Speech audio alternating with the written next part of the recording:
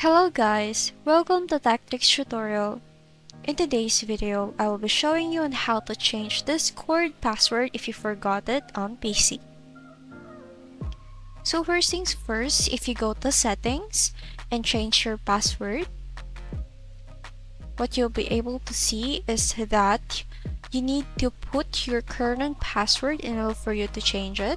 So if you don't want to do that, you can simply log out your account,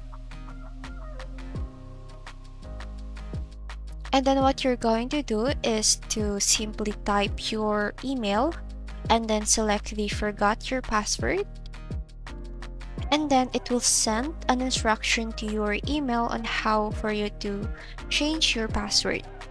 So if you go to your email, this is what it looks like, and then now you can reset your password without typing your current password. And then that's it guys. I hope this video helps you. If it ever did, don't forget to like, comment, share, and subscribe.